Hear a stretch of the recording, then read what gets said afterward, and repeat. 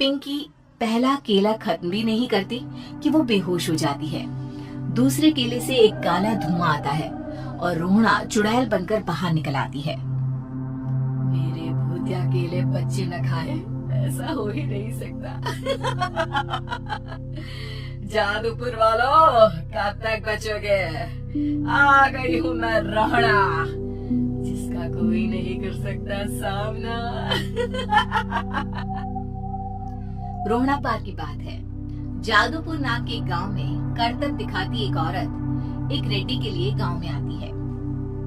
आइए आइए मेहरबान कदरदान, खाइए रोहना के ताजे ताजे केले, कभी खाए नहीं होंगे ऐसे केले, पीले पीले केले खाइए। ये कहकर रोहना हाथों में 4 केले लिए उन्हें सर्कल में जोर जोर से हवा में उछालती हुई करतब दिखाती है, जिसे देखकर आसपास के सारे बच्चे अपने अपने मम्मी पापा से उस औरत के पास जाने की जिद करने लग जाते हैं। पापा, ऐसा तो सर्कस में बॉल से होता है ना, ये आंटी तो केले से कर रही है, चलिए ना पापा देखते हैं। रोहना एक पतली सी तार पर चलती हुई केलों से करतब दिखाती है। आते जाते सभी लोग बाहर रुककर उसके करतब देखते हैं और वाह वाही करते नहीं थकते। जैसे ही एक आदमी पास आकर उसे पैसे देने लग जाता है, तब वो कहती है, अरे नहीं नहीं साहब, मैं करतब तो बच्चों के मन को बहलाने के लिए करती हूँ, धंधा तो मेरा केले का है।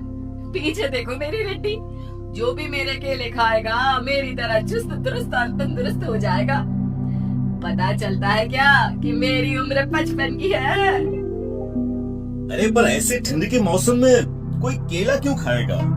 ये ऐसे वैसे केले नहीं है साहब, ये शरीर में गर्मी देते हैं, ठंड को दूर भगाए, जो भी रोहिणा के केले खाए। पापा, अगर मुझे केले नहीं मिले तो मैं घर नहीं जाऊंगी। तभी उसके पापा कहते हैं कि बेटा, केले ठंड में कभी गर्मी नहीं देते, ये सब कहने की बातें हैं, सामान बेचने का तरीका है इनका। पर पिंकी नहीं मानती। मैं केले खाऊंगी। पिंकी की जिद के आगे नत्थू हार जाता है और उसे केले खरीद कर दे देता है। पिंकी खुश होकर केले घर ले आकर खाती है। अब मैं भी करतब करूंगी, कितना मजा आएगा, जादुई केले। पिंकी पहला केला खत्म भी नहीं करती कि वो बेहोश हो जाती है। दूसरे केले से एक काला धुआं आता है और रोहना चुड़ैल बनकर बाहर निकल आती है। मेरे भूतिया केले बच्चे न खाए, ऐसा हो ही नहीं सकता। जादूपुर वालों, कब तक बचोगे? आ गई हूँ मैं रोहना, जिसका कोई नहीं कर सकता सामना। रोहना पिंकी को गोद में उठाकर काले धुएं में कहीं गायब हो जाती है। शाम के वक्त नत्थू घर लौटता है और पिंकी को घर में ना पाकर उसकी माँ से कहता है, माँ पिंकी कहाँ है? अरे बेटा, उसे तो तू सुबह करतब दिखाने ले गया था ना, फिर कहाँ वापस आए तुम दोनों? मुझे लगा तू उसे अपने साथ मंडी ले गया होगा। ये भगवान, मेरी बच्ची कहाँ गई? मैं उसे घर ही तो छोड़कर गया था माँ। नत्थू गांव के घर कोने में अपनी बेटी को ढूंढता है, पर उसे वो कहीं नहीं मिलती। परेशान होकर आके रो रो कर नत्थू हिम्मत हार कर घर लौट आता है। अगली सुबह रोहना फिर से करतब दिखाने आती है और इस बार पिंकी की तरह रोनी केले खरीद लेता है। 50 रुपए दिए थे पापा ने, सारे पैसों की मैंने केले खरीद लिए हैं। अब मैं भी आंटी की तरह ही करतब पास बन जाऊंगा। यही सोचते हुए रोनी केले खाता है और पहला अकेला केला आधा खत्म भी नहीं करता कि चुड़ैल उसके सामने आ जाती है। मेरे साथ चलने का समय आ गया है ये तो बस शुरुआत है। अब इस गांव के सारे बच्चे धीरे धीरे मेरे कब्जे में होंगे, एक बच्चा भी नहीं बचेगा।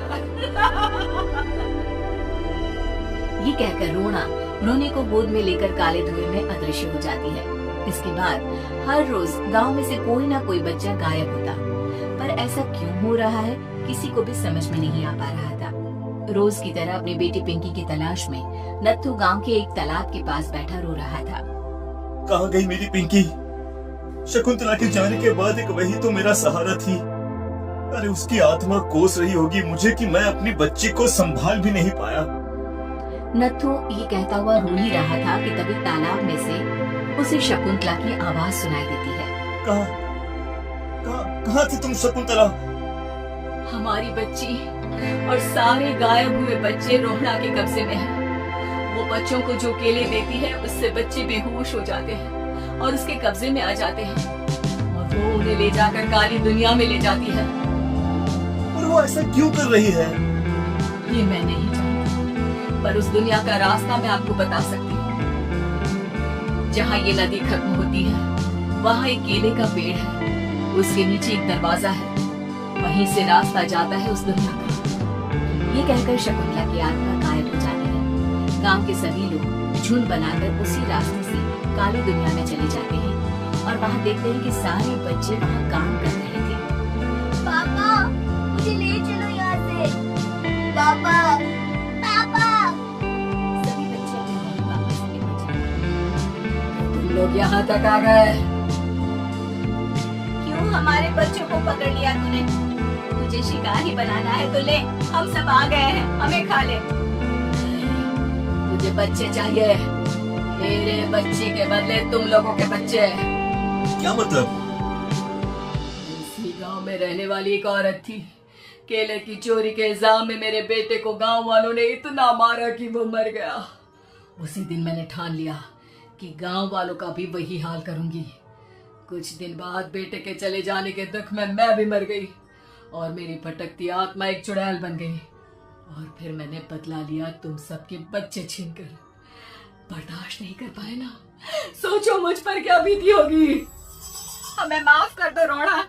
पता नहीं है किसकी गलती थी, पर हम सभी माफी मांगते हैं। हमारी खुशियां लौटा दो, तुम भी तो एक माँ हो। गांव वालों की बात सुनकर रोहड़ा का मन पिघल जाता है और वो बच्चों को छोड़ देती है। उसके बाद काली दुनिया बच्चों के लिए जादुई दुनिया बन जाती है। अब कोई भी कभी भी वहां आ जा सकता है।